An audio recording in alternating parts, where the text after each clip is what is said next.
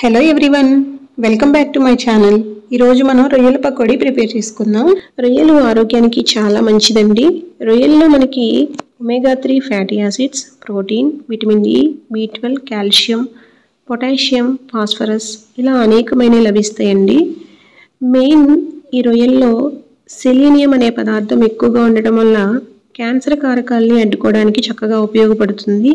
దంతాలు, ఎముకలకి బలాన్ని ఇవ్వడానికి, అలాగే స్కిన్ గ్లోకి, తక్కువ క్యాలరీలు కలిగి ఉండటం వల్ల వెయిట్ లాస్కి చక్కగా ఉపయోగపడుతుందండి. ఇలా చెప్పుకుంటూ పోతే చాలా ఆరోగ్య ప్రయోజనాలు ఉన్నాయి దీనిలో.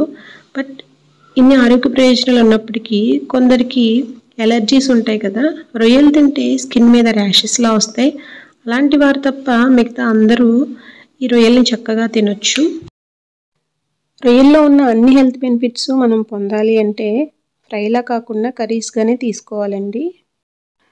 ముందుగా రొయ్యల్ని క్లీన్ చేసుకుందామండి. దీని యొక్క హెడ్, టెయిల్ అలాగే షెల్ని ఈ విధంగా రిమూవ్ చేసేసుకొని ఈ సెగ్మెంట్స్ దగ్గర బ్లాక్ పార్ట్ అంటే వీన్ ఉంటుందండి, దీన్ని కూడా క్లీన్ చేసేసుకోవాలి. చాలామంది వీన్ ఉంచేసే క్లీన్ చేయకుండా తినేస్తూ ఉంటారు. బట్ ఈ వీన్ కూడా వేస్ట్ పార్టే కాబట్టి చక్కగా క్లీన్ చేసుకొని తినాలి.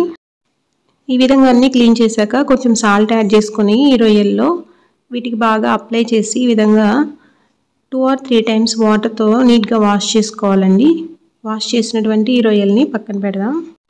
రొయ్యల పకోడీకి మనకు కావాల్సిన ఇంగ్రీడియంట్స్: క్లీన్ చేసినటువంటి పచ్చి రొయ్యలు 1/2 kg, పుదీనా, కరివేపాకు, కొత్తిమీర, అల్లం వెల్లుల్లి పేస్ట్ 1.5 tablespoon, సాల్ట్ 1 tablespoon, పసుపు 1/2 tablespoon, బియ్యం పిండి 3 tablespoons, బిర్యానీ దినుసుల పౌడర్ 1.5 tablespoon, ఒక నిమ్మకాయని స్క్వీజ్ చేయగా వచ్చిన జ్యూస్, అలాగే మొక్కజొన్న పిండి 3 tablespoons, కారం 1.5 tablespoon, ఆయిల్ పావు.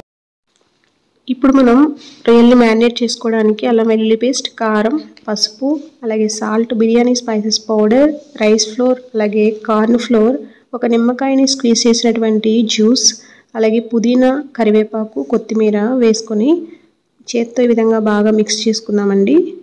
ఈ విధంగా బాగా మిక్స్ చేశాక ఇప్పుడు కొన్ని జీడిపప్పు కూడా తీసుకొని వీటిని చిన్న బద్దలుగా చేసుకొని వీటిని కూడా ఈ రొయ్యల్లో వేసేసుకొని బాగా మిక్స్ చేసుకుందామండి. ఎందుకంటే మనం చేసేది రొయ్యల జీడిపప్పు పకోడీ కాబట్టి ఈ విధంగా బాగా మిక్స్ చేసుకొని వీటిని 1 hour వరకు మ్యారినేట్ చేసుకుందాం. మూత పెట్టేసి పక్కన పెడదాం.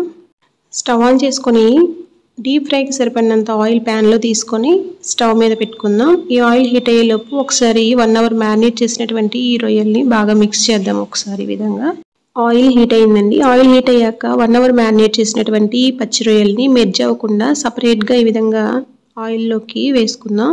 చేతి మీదకి రాకుండా ఆయిల్ మెల్లగా వేసుకోవాలి. ఈ విధంగా వేసుకున్న తర్వాత ఒక 2 or 3 minutes తర్వాత గరిటెతో ఈ విధంగా కలుపుతాం. ఇవి మంచి కలర్ వచ్చే వరకు ఫ్రై చేసుకోవాలండి.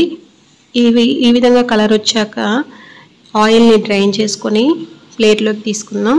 చికెన్ పకోడీ కన్నా ఈ రొయ్యల పకోడీ అనేది చాలా టేస్టీగా ఉంటుందండి. చెప్పడం ఎందుకు, మీరు కూడా ట్రై చేసి చూడండి. చిన్నపిల్లలు అయితే చాలా బాగా తింటారు. ఇంకా మిగతాది కూడా ఈ విధంగా ఆయిల్లో సపరేట్గా మెర్జ్ అవ్వకుండా వేసేసుకొని 3 minutes వరకు కదపకుండా అలా ఉంచేసి ఆ తర్వాత గరిటెతో ఒకసారి ఈ విధంగా కలుపుకుందాం. ఇవి మంచి కలర్ వచ్చాక ఆయిల్ని డ్రైన్ చేసుకొని ప్లేట్లోకి తీసుకోవడమేనండి.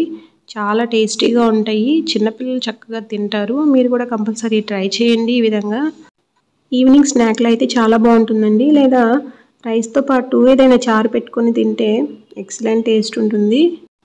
రొయ్యలతో పాటు జీడిపప్పు అయితే ఇంకా టేస్టీగా ఉందండి, ఎందుకంటే మ్యారినేట్ చేయడం వల్ల.